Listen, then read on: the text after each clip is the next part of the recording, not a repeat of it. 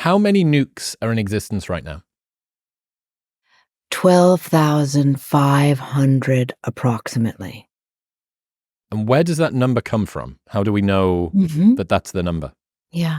Well, there are 9 nuclear-armed nations, and the way we know the specifics of them is thanks to a group here in the United States called the Federation of American Scientists. They have a organization within that called the Nuclear Notebook Group, led by a guy called Hans Christensen, and they do all the counting for us. The one variable would be North Korea because they don't have any form of transparency, and so it's guessing when it comes to what we think North Korea has. Who are the 9? The 9 are the obvious: Russia, America, UK, France, India, Pakistan,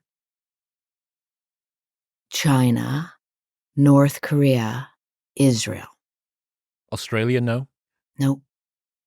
Wow. How do we know that countries aren't giving a United States organization purposefully underreported numbers to make us think that they've got fewer, that they've gotten rid of it, that they've de-escalated, when in fact they've Yeah. still got loads? Well, some of the treaties, which are like being threatened right now, ask for transparency and also inspection. And so, like, for example, people go to Russia on our side and vice versa. Things can get held up when there's direct conflicts right now. But it's amazing, in my book, I take the readers from nuclear launch to nuclear winter, and I have these little sort of nerdish history breaks where I give you some of the details like this, but mostly I stay out of the policy, both behind nuclear nonproliferation and also the policies that could lead to nuclear war, because I really want the readers to know, like, this is what happens. And the things you're asking me are super important because they have to do with sort of preventative ideas. This idea that if we are more transparent with one another, and I'm talking about the nuclear armed nations, there's going to be communication on some level. Yeah, it's interesting. I wonder if it's true. I wonder if 12,500 is the actual number. Right. It would make complete sense. He would do cyber subterfuge and hacking of chips and getting it, like the most obvious, like the original PSYOP conspiracy, lying. Like, why not just lie about it? Hide them, put them in a place that it's not, like treaties. And I don't know. When it comes to nuclear war or the potential destruction of your country, something tells me there's a lot of incentives to not be super transparent. I'll give you an example. North Korea, the CIA will tell you that North Korea has 50 nuclear weapons, but some private organizations, some NGOs, non-governmental organizations, will tell you that number is as high as 130. So that gives you an example of like how accurate that number may or may not be. 70,000 was the number we were at when we peaked. That's right, 1986. Right. What happened to, do you deconstruct a bomb? Do you sell it for parts? Do you keep the depleted uranium core to make a nuclear reactor? What do you do? I mean, what a great question, and what an interesting concept of where does all that nuclear material go. There's a plant in Texas called Pantex, and that's where they do that. And it is so profoundly classified, and not a lot of people know about it. And it's almost certainly on, everybody's nuclear strike target list, because can you imagine the mayhem that would ensue if you struck that? There's just so many precariously dangerous situations. It feels like any site that has to do with anything that touches a nuclear weapon becomes, radioactive, like literally and figuratively. Where are most of America's nukes? Are they on land? Are they at sea? Have we got any that are in space?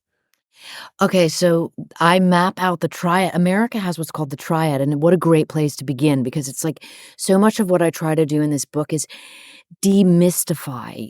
It's often said here in America that the nuclear weapons belong to the nuclear priesthood, the PhD priesthood, right? And there's kind of an almost, it seems like, a foolhardy attempt to keep the layman out, to keep regular people like you and me from really knowing these things.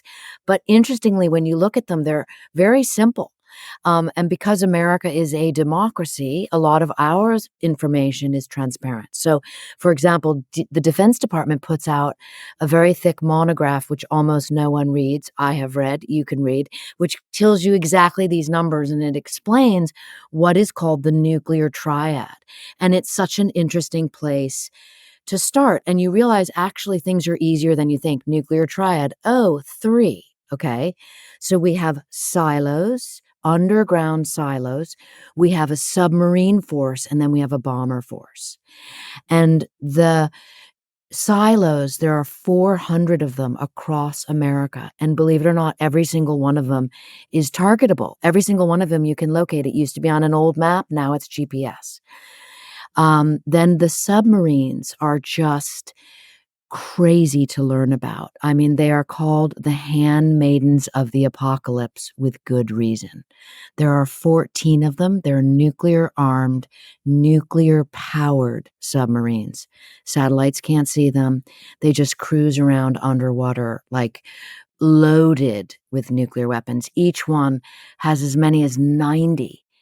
And that's enough to take out, like, not a city, like, not a continent, but arguably civilization, because 90 nuclear weapons almost certainly sets off nuclear World War III. One does, right? Okay, so then the last part of the triad is the bomber force. We have 66 bombers. Those are the B-2s that are very famous, that looks like a flying wing, and then the old school B-52s, and those drop gravity bombs. The interesting, spooky thing about that third part of the triad is that it's the only part of the triad, the nuclear triad, that can be recalled. So it's almost certainly what the president sends first. In other words, the ICBMs, the ballistic missiles that launch out of the silos, and the sub-launched ballistic missiles in the submarines, once they are launched, they cannot be redirected or recalled. And so once they launch, that is endgame. Yeah, that's scary. That being said, something tells me that using the B-52s and the B-2s, you've got to ready the pilots. I have to presume that you basically have a 24/7 crew of nuclear missile carrying plane pilots permanently on base 24 hours a day, 365 days a year. An alarm goes off and they are in the planes are fueled, they're on the ground, they're ready to go, etc., etc. I mean, how long is it going to take a plane to get from wherever it is to Moscow to be able to, because you've got to be over the top of the target. If you're using gravity, you've got to be over the top of the target. Well, you're absolutely right. And that's why the bombers get sent first, but they almost will have no role. And I interviewed pilots who fly these aircraft and who have trained for this, as you said, constantly across all the decades that they have been in existence. And yet they almost certainly don't play a role, because by the time they would get to a target, for example, we keep the B-2 bomber, very close to Pyongyang, right? For this reason. But very close means a 5-hour flight. And when you're talking about nuclear war happening in seconds and minutes, not days, not hours and weeks or hours and days. One pilot said to me, the chances are you would get there after the war has commenced. And you would have no way to refuel in air, because so many of these aircraft need that capacity.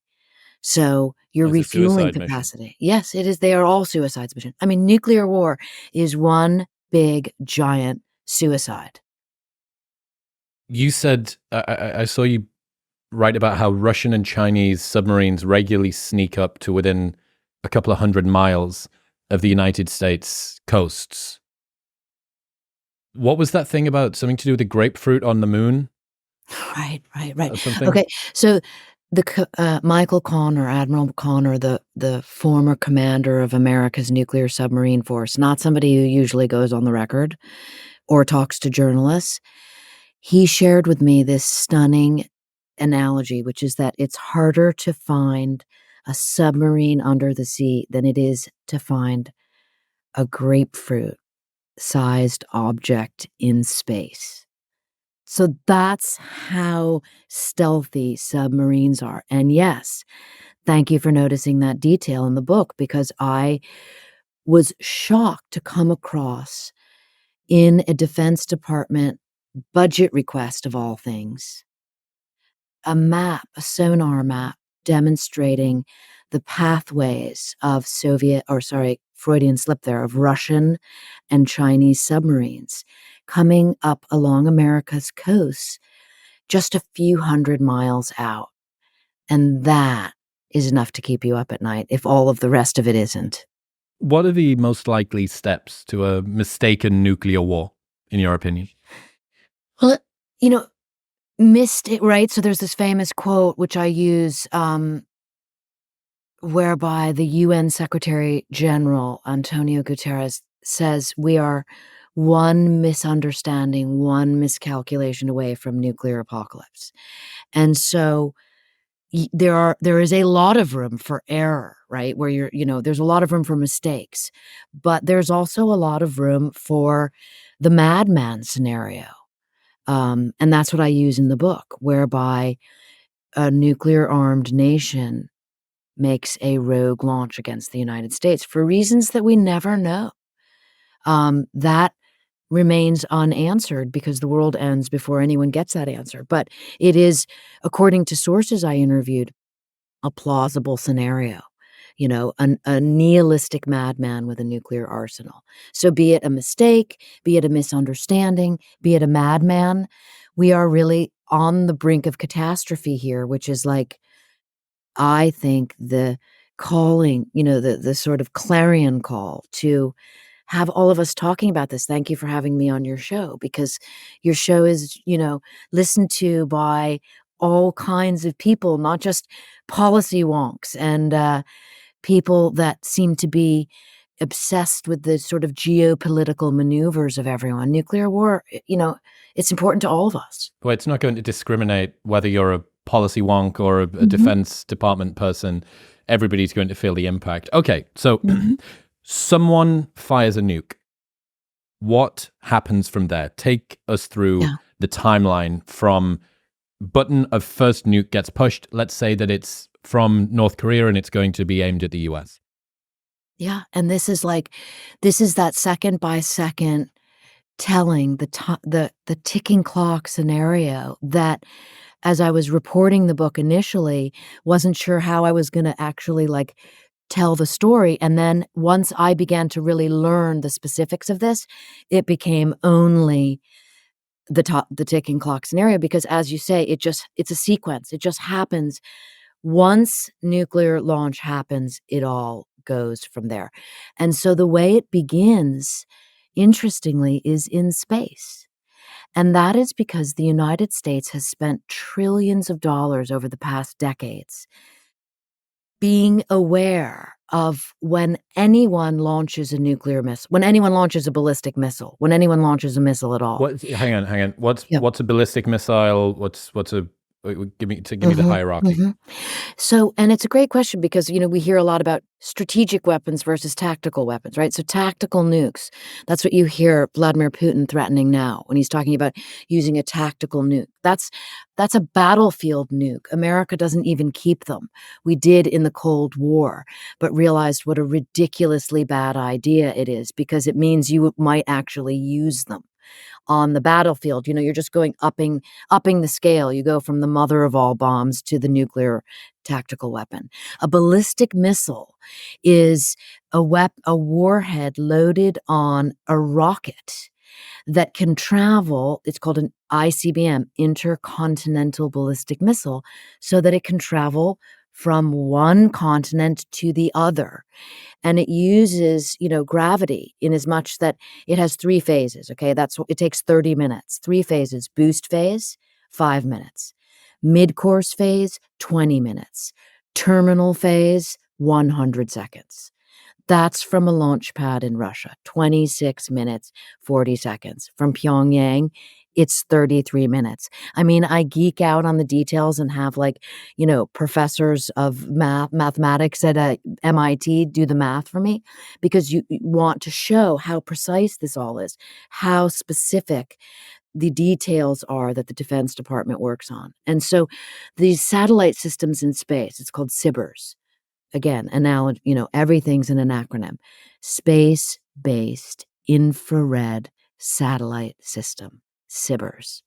A constellation of satellites in geosync, meaning it can park above an enemy nation and watch for the hot rocket exhaust on a ballistic missile launch, which it can see in less than a fraction of a second. I mean, when you really think about that, this all begins in the first fraction of a second, you understand the depth and scope of what exists behind the veil of the possibility of nuclear warfare.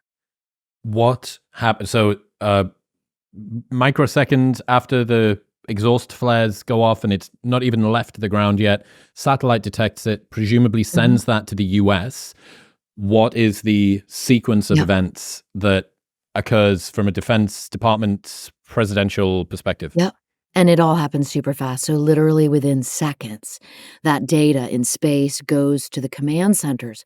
I was amazed to learn that it goes immediately to 3 command centers. And again, it becomes like very visual when you realize how simple this all is. The data goes to, Cheyenne Mountain. We know about this from movies. It's in, it's like the nuclear bunker in Colorado beneath the mountain. It's real.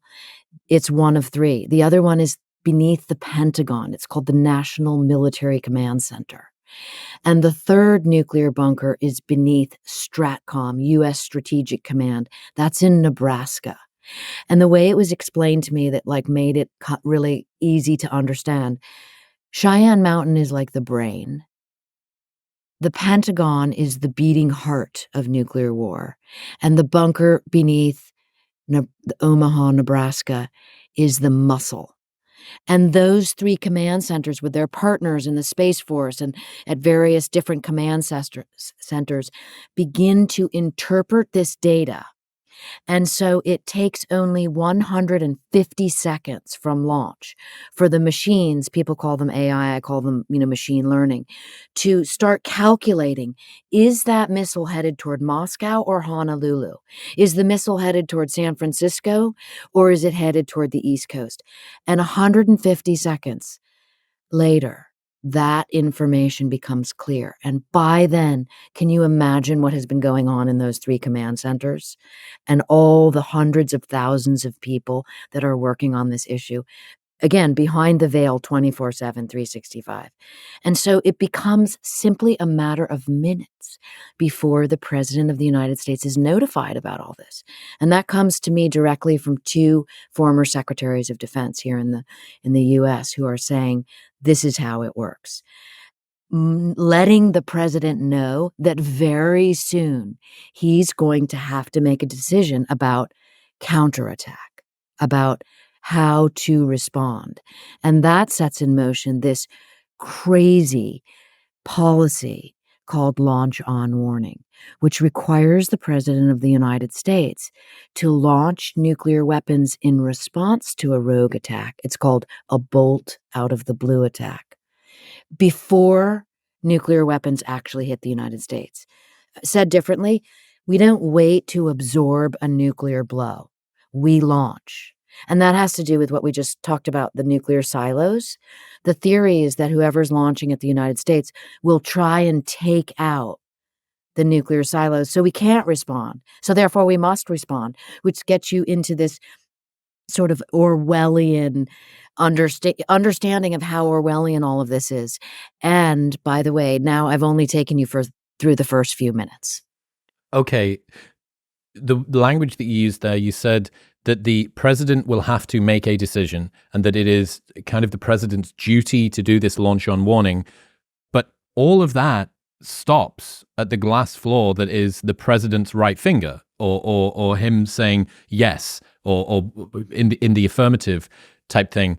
It seems to me like there is still a human decision element of this in the US. So it sounds like what you're saying is that you believe that perhaps the president would choose not to launch nuclear weapons. That it's not a completely automated system, absolutely outside of the bounds of human decision. That there is still a point at which, and maybe 999 times out of 1,000, the president would hit the button, but that there is still this kind of like arbitrary, odd integration of the president into this system. Absolutely. I mean, it is not what is called an executive order. The launch on warning is policy. It's not an executive order. And it is the president's decision and only the president's decision. Yeah. So if you had an incredibly tempered, incredibly peaceful, incredibly fill in the blank president who just simply was unwilling to launch nuclear weapons, you are absolutely right. Interestingly, you're the only person who has posed this. It's the Brit. It's the Brit totally war-cucked Brit in me that doesn't want to have a nuclear winter. So I had a guy called Andrew Bustamante on the show, who's ex-CIA. His first job was as a nuclear silo operative. Yeah, so a missileer. He was one of the two guys with the keys. I'm going to guess that you have worked out about every hour, roundabout on the hour or so, alarm goes off, keys go in, code gets put in. They have no. Can you just run us through? Because that was one of my favorite stories that he taught me about how like willing dissenters and stuff, basically because of the network of the 400 silos and they're linked and you don't know if yours is actually going or not. Can you just explain kind of how all of that works? I'm sure. I mean, listen, I'm a journalist and the first-hand witness is always better than the second-hand storyteller, which is me. So I'm sure that his account of it is riveting and I will watch it. I have spoken to missileers who describe exactly that. And yes, there are protocols in place so that they don't make an error, so that a missileer can't go rogue and decide to do something. But what there isn't in place is a system in between the president and the missileer. So in other words, once the president gives the launch order, the sequence begins. There's no dissent. There's no room for dissent. And I asked the Los Alamos classified historian Glenn McDuff a variation on your question to me, like what, could we see someone refuse, whether it's anyone below the president, let's say even the Stratcom commander or down to the missileer. And he said to me, Annie, I would recommend you'd have better chances winning the Powerball than to have someone in the nuclear command and control apparatus defy authority. Yeah. So what I learned from Andrew upon issuing in fact, before we get to issuing, 400 missile silos-ish around the US. In each of those, at all times, there are two operatives with keys around their neck. They have alarms that go off, firing alarms that go off, where they have to, keys go in, code gets input, they press a button. That happens about 24 times a day. They have no idea whether that is a false alarm or a real world activity. Also, if only one of the 400 puts the code in and turns the key, all of them fire because they're networked together. So you would need to have 399 and then one more willing dissenters. You also have the peer pressure of the other person with the key. You also have this sort of trained, almost like a Pavlovian response where we've continued to do this and we've continued to do this. But one day you could get the alarm, come through, another day at work, put the code in, turn the key, and then hear and go, oh, fuck. You have no idea what you're aiming at. You have no idea why it's been fired. You're just there to do that thing. Mhm. And that to me, this sort of distributed system, if any one fires, then all of them fire. You only need the code to go into one of these silos. So yeah, I think the Powerball analogy probably stands up. Those are some pretty incredible details. I'm going to have to drill down on those because I'm not familiar with them. But Really that is kind of shocking. Okay, once you launch, you can't recall. Is it possible to intercept a nuke as it's coming toward us? I've heard about hypersonic missiles. They sound faster than ICBMs. Can we fire a thing at their thing and knock it out the sky? Interestingly, an ICBM is hypersonic, right? So all of this business of hypersonic is just, in my opinion, great advertisement for the military-industrial complex to have new weapons. No one I know thinks hypersonic missiles have really are going to change much of anything in terms of defense. They're certainly going to spend a lot more money for taxpayers. What is interesting that you pointed out is about the myths behind the Interceptor program. I myself was at a dinner party when I was reporting this book, seated next to a very knowledgeable person who, when I said, I'm writing da-da-da, he said, "Oh, Annie, we have an Interceptor program for that." And I didn't want to correct him.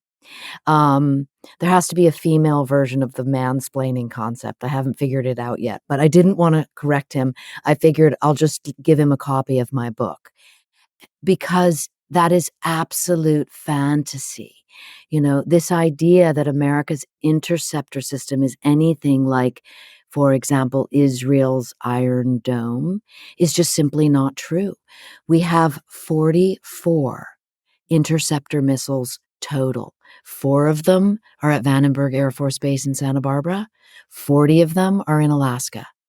And they too are like ballistic missiles, okay? Right. So imagine Russia's 1,674 deployed nuclear weapons ready to launch in seconds or minutes coming at the United States up against 44 interceptor missiles. How's that going to work out?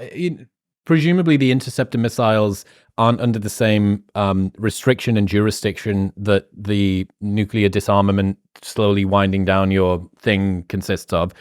So if that's the case, why not just have like 1 million of them? Are they costly? Is it hard to make? Well, is it storage?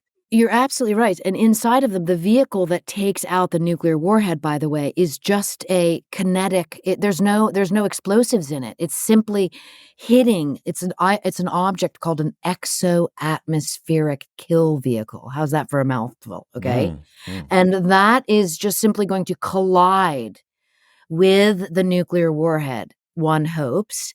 One of them, by the way, is going 14,000 miles an hour. The other one's going 20,000 miles an hour. This is taking place 500 miles in space. Okay?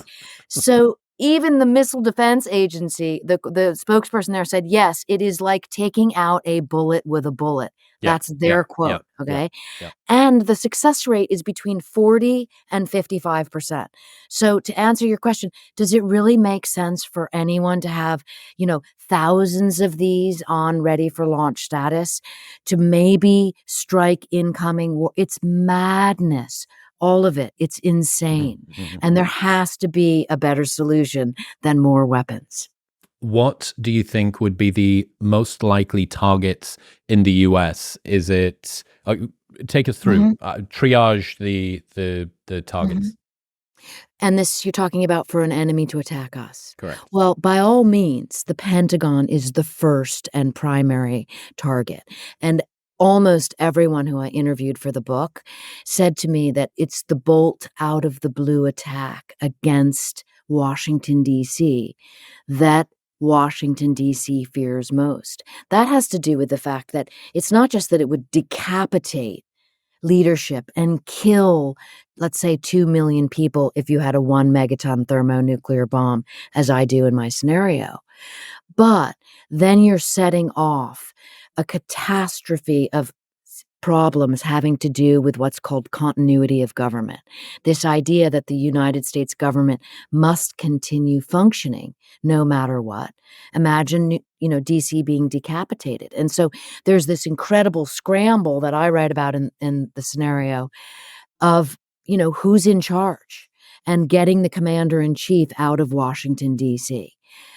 The targets are everyone. It was said to me this way by Professor Brian Toon, who's one of the original 5 authors of the nuclear winter theory. He said, if you live in a major city or a minor city, if you live near an airport, if there's an industrial base in your city, just about any city in America up to, let's say, the top 800 of them, you have a nuclear weapon pointed at you. And that's enough to keep you up at night. And again, the same goes for anyone in an enemy or an adversary of the United States that is also nuclear armed. They too have a nuclear weapon, Toon said, pointed at them. But of course, what he really meant is targetable to them, because the nuclear weapons are actually left targeted out at sea in case there was a rogue launch, which I found like one of the only comforting details in all of this.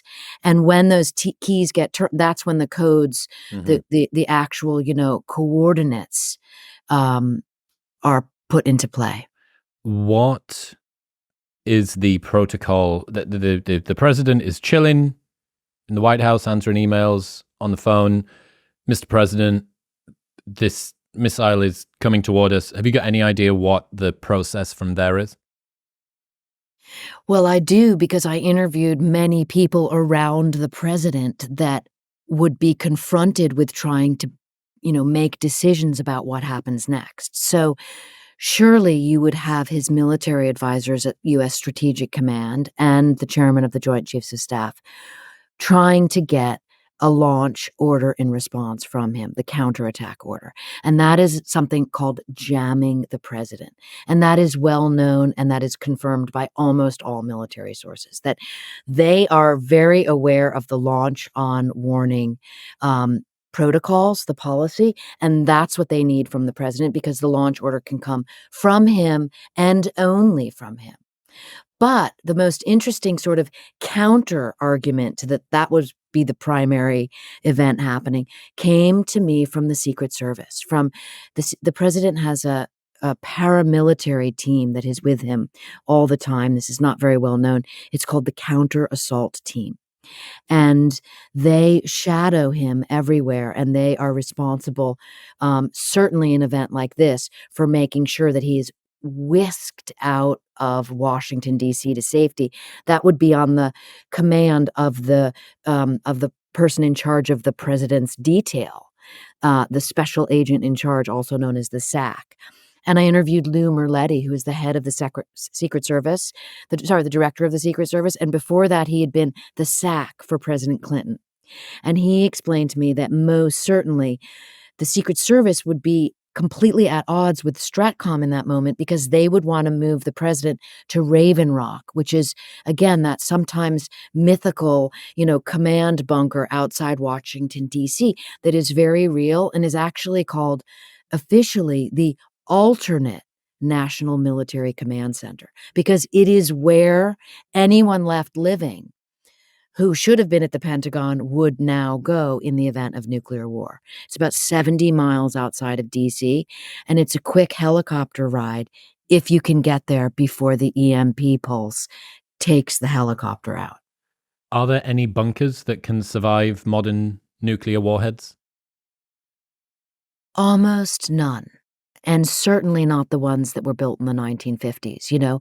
The Raven Rock bunker, the Stratcom bunker, they were like the specs. And again, this is what's transparent. This is what is known on the record. But they were built to withstand a 1 megaton thermonuclear weapon. But almost certainly they would be targeted by 10 or 100 smaller size nuclear weapons, which, as I really nerd out in the latter part of the book where these bunkers get destroyed, you learn that nothing can survive being hit by multiple nuclear bombs, because the energy is spread out so, in such a manner that they just simply can't survive. And we haven't even begun to talk about the problem of losing electricity, because people forget that all bunkers run on generators. And eventually, if there's no electricity, there's no way to pump fuel. Talk to me about the different types and sizes of bombs that have been developed. Oppenheimer just came out, and we got to see this very impressive, very scary explosion go on. And yet, compared with what we have now, that's like, it's like puny. It's like a stick of dynamite. Yeah. Atomic bombs are so different than thermonuclear weapons. And again, what a great question, because so many people don't know this. The nuclear priesthood has kind of, kept these kind of layman's details, I think, out of public discourse. The bomb dropped on Hiroshima, for example, was 15 kilotons. Nagasaki was 20 kilotons. A thermonuclear weapon, like the one that's on the cover of my book, that is a photograph of the Ivy Mike thermonuclear device, which was the first ever exploded thermonuclear weapon. It was designed by Richard Garwin, who I interviewed for the book. He was 24 years old when he drew the plans. He's now 95. That weapon, he explained to me, was 10.4 megatons. It exploded with the power of almost 1,000 Hiroshima bombs, exploding at the same time from one center point of power. It is so massive. It is 5 miles of fire. And that says nothing of the blast and the destruction that pushes out like a bulldozer in rings. At one point, the Russians had a 50 megaton weapon. Was that It the was Tsar called, bomber? yes, it was. And you can look at those images online and just be absolutely terrified. What's the difference between an atomic bomb, hydrogen bomb, thermonuclear warhead? What's what? I'm so glad you're asking these questions, because these are like what keep people from, wanting to have this discussion. A hydrogen bomb is a synonym for a thermonuclear bomb. Same thing. Atomic bomb were the early fission bombs, and the thermonuclear and the hydrogen, same thing, use fusion. So the way that Richard Garwin explained it to me, and again, the smartest people in the room can explain things to a child, because that's how smart they are and that's how easy it should be. And what Garwin said to me was, Annie, keep in mind that a thermonuclear bomb uses an atomic bomb inside the weapon as a fuse. That gives you an idea of how much power is involved. Yeah, that's the striking pin. The thing that previously was the most destructive bomb ever dropped on a city is the thing that starts the thing that explodes. You're absolutely right. Okay, so you mentioned about this sort of 5-mile radius. Let's say that. Oh, actually, that's a question. Are these whatever they're called above ground, mid-air? Do they deploy in the air? Do they hit the ground? So they can deploy either place. The way to kill the most people, and that's a quote from John von Neumann, who was working on this issue with Oppenheimer, when they were deciding the dynamics of where to detonate or explode the bomb, the Hiroshima bomb, the original bomb. Von Neumann, the mathematician, figured out that you would kill the most people if it was 1,900 feet above the target.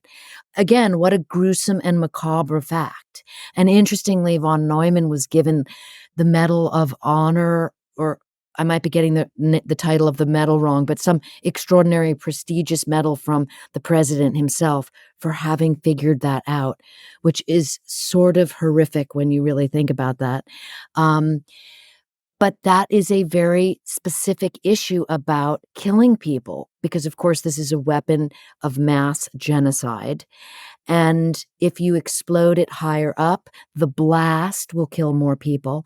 But if a bomb is exploded on the ground, you have a whole different horrific set of consequential deaths. And that has to do with radiation poisoning, because when the bomb explodes on the ground, think about all the dirt, the earth that is blasted up. All of that is now irradiated, and all of that dirt is going to fall back down to earth irradiated, versus the detonation that occurs above the earth will essentially disperse into the atmosphere and be taken away by the winds, which is why people can walk around Hiroshima today.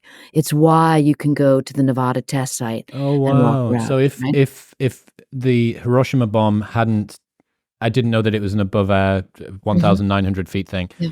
If that had exploded by hitting the pavement, Mhm. Hiroshima would be uninhabitable for 2,000 years. Well, not uninhabitable, but it would have a different the radiation would have a longer shelf life, Okay. right? So, like, I've been out to the Nevada test site where a very famous, uh, test was conducted in the '60s, um, and it left behind what is called the Sedan crater. It's such a massive crater that it can be seen from outer space. And I walked around nearby it, and so that was, what, 50 years ago, and it's no longer, you can stay there for a little bit of time. But you're absolutely right that there are these radically different degrees of radiation poisonings of earth and air dependent on atmosphere. Okay, so a standard megaton thermonuclear warhead goes off 1,900 feet above a city. What happens directly below it, 5 miles out, 25 miles out, 100 miles out? Talk me through that. In the book, I use the 1 megaton thermonuclear bomb on the Pentagon detonating above, around a thousand feet above. And the reason why I do that is, again, because I can give the effects to the reader, not from Annie Jacobsen's imagination, but rather from ac- absolute specific details sourced from Defense Department documents called The Effects of Nuclear Weapons, originally called Army Manual 50.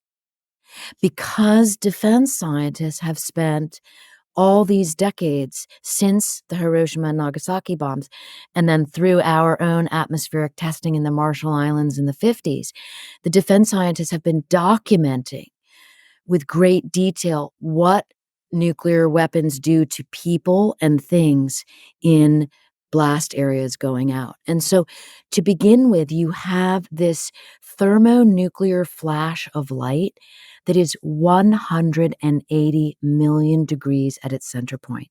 It's almost impossible for the human mind to comprehend that kind of power. It's equivalent to about 4 times the center of the Earth's sun.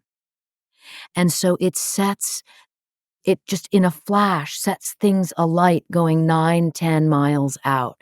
I mean, the Defense Department knows in inches where pine needles will catch on fire versus the upholstery in car seats. And then, of course, so you have the initial fireball. A 1 megaton thermonuclear weapon has 1 mile of fire, pure fire. That's 19 football fields. Everything is dead. Everything. There is nothing, no cellular life exists. And outside of that, you have, you wish that you were at the center point, because outside in the next ring going out, you have, melted steel. You have streets turning into molten lava, like you have people absorbing into things. You have permanent structures changing shape and collapsing. Then you have this bulldozer like blast that moves out. You have winds of 200, 300, 400 miles an hour. A hurricane level wind is 90 miles an hour, by the way. Um, Everyone's on fire. Third degree burns on people that aren't. Buildings collapsing. I mean, shall I go on and horrify listeners? Yes. This is okay. So, how about this? As it was explained to me by a nuclear engineer who studies this, you also have the issue of that mush. When you have seen an atomic explosion, perhaps on YouTube, right, from some of the early tests that were done in the '50s, you see the mushroom stem and you see the mushroom cloud. Well, the mushroom stem creates a sucking motion of everything on its down on the land below it. So you have people, telephone poles, cars, people that have turned into combusting carbon being sucked up in a reverse sucking motion into that stem. Well, you've And seen then if you watch the archive footage of a house that they've built out in the Nevada desert or whatever, you see things go and then go back the other way. There's sort of this, and that is presumably that's the sucking motion. You're absolutely right. That is exactly what that is. And then the most haunting detail of all is when you look at that mushroom cloud now that you can see on YouTube, you realize inside of that would be the remains of people, the remains of civilization. Those bombs were exploded out in the Marshall Islands on atolls with no one around.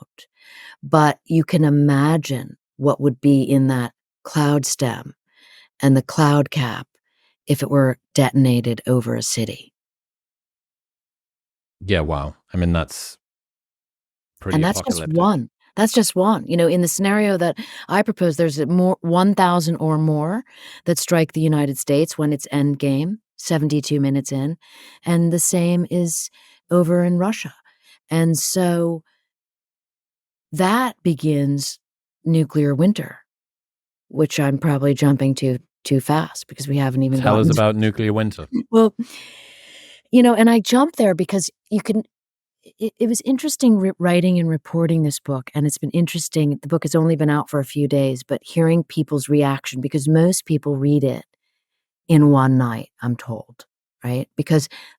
Or one day, because they can't stop reading. And it is written that way because in the most dramatic human storytelling, possible manner, I think you are like, what happens? And yet what happens. But what happens at the end of a nuclear war is nuclear winter. And that is because after you get through the fireballs that we were just discussing, the blast, the radiation poisoning, you have situations where every single one of those ground zeros becomes a mega fire. So because that tremendous X-ray flash of light that was 180 million degrees set everything on fire, those fires create more fires. I mean, just imagine all the electricity, all the electric lines whipping and that are starting new fires everywhere. It's like thousands of matches, just fire after fire after fire. Each ground zero will be between 100 and 200 square miles of fire as it continues to burn. And so multiply that by 1,000, by 2,000 around the globe. And what happens is you have 330 billion pounds of soot lofted into the troposphere. And that is, again, not from my imagination. That is from state-of-the-art climate modeling done by Professor Brian Toon, one of the original authors of the nuclear winter theory, along with Carl Sagan. Toon has stayed on this issue all these decades since. And the climate modeling today shows us that nuclear winter, the predictions from the 80s when the theory first came to be, those were nothing compared to the truth of it.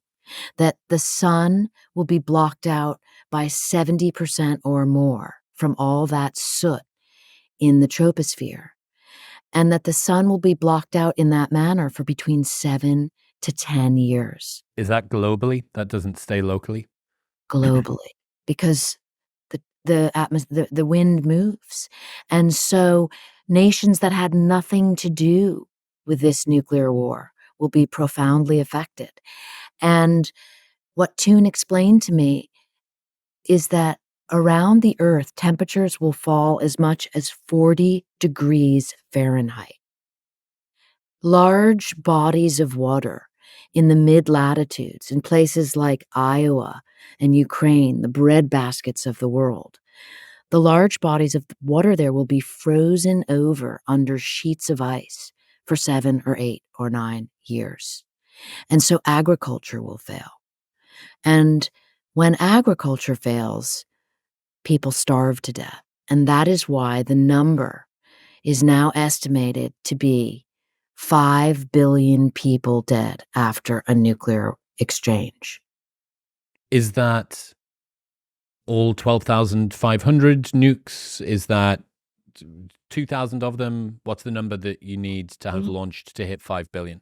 In the scenario, it's just a couple thousand. In the scenario, I don't involve yet the other nuclear-armed nations, and I did that on purpose because I was really trying to demonstrate that after 72 minutes in the scenario as it was explained to me and sort of, fact-checked by the sources that I was using and others, once you lose electricity, then you have no ability to record history for the future. And so we never know if the other nuclear-armed nations get involved. So to answer your question, we don't know about the remainder of the nuclear weapons, and we don't know about the thousands that were in storage. All it takes is the amount of nuclear weapons that are on ready for launch status right now. 5 billion people die in a war between the United States and Russia. Set off by a rogue, nuclear, nihilistic madman on a bolt-out-of-the-blue attack. There's been a number of close calls in history, some famous ones, a guy in a submarine, foil in the air, the wrong VHS tape being put in. What was the closest that we came to nuclear war in the past, in your opinion? I believe that it's the nuclear test tape that you refer to. And the reason for that, for your listeners, it was 1979.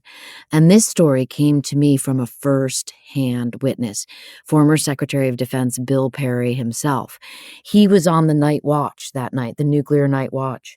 And he received word that the Russians had launched ballistic missiles at the United States, both land-launched ICBMs and sub-launched SLBMs. So this looked like a massive, first and second strike attack. And the information came from both the nuclear bunker beneath the Pentagon and the nuclear bunker beneath Stratcom. And so that idea, which we didn't get into, but I take the readers through in the book, that you can have the early warning launch, the early warning of a nuclear launch, and that is when the president gets advised. But then there has to be secondary confirmation, right? So this 1979 error you're talking about was moving toward secondary confirmation because there was already 2 bunkers confirming. When suddenly someone realized that it was actually a VHS training tape, a war game training tape that had been inserted into one of the machines at one of those bunkers. And as Bill Perry said to me, it looked real because it was meant to look real. And so what was particularly shocking to me about that, and why I, as a journalist, work with sources to help me tell the story and convey the drama, is because when Bill Perry was telling me that story, it had been, 40 some odd years since it had happened. And I could hear it in his voice, the terror and the almost trauma of thinking that he was the person who was going to have to wake up the president and tell him that he was going to have to launch a nuclear counterattack.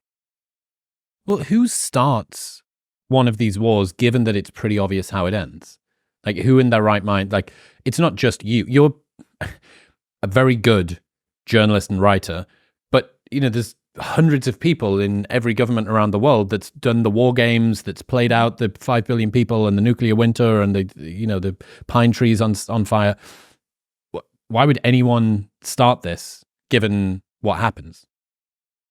And for that, I looked to my discussions with Richard Garwin, who designed the Ivy Mike thermonuclear weapon, who has been advising presidents about nuclear weapons since the 1950s, who arguably knows more about nuclear weapons and nuclear policy than anyone on this earth. And it was Garwin who said to me when I was discussing scenarios with him, because I made it very clear to all of my sources what I was doing, and I asked all of them if I was fear-mongering, and not one of them said I was.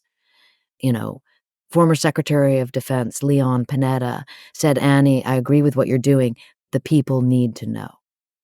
But it was Garwin who, when I asked him, "What is the most dangerous scenario that you could think of?" Kind of like you're asking me, what kind of a crazy person would do this? We have leaders that know.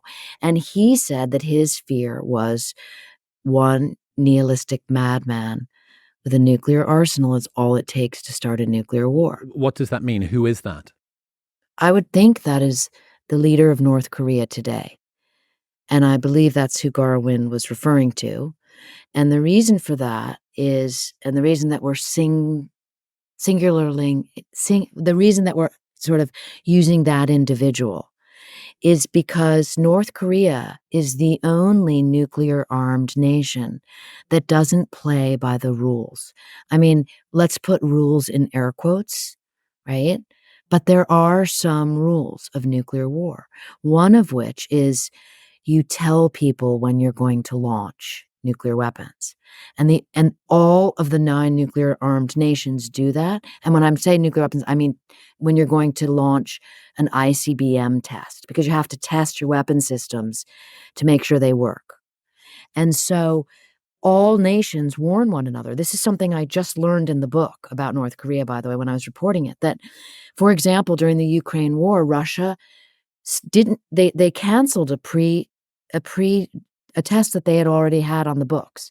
They canceled it. The United States did the same because no one wants to start a nuclear war by accident, particularly in times of great hostility, as is the world right now. Because it would be potentially mistaken by another country as, oh, this might be coming for Moscow or this might be coming for Washington.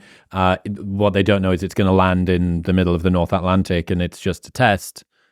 Absolutely right. I mean, we talked about that earlier with a 150-second window between if you know, or maybe it's going straight up into space to deliver a satellite.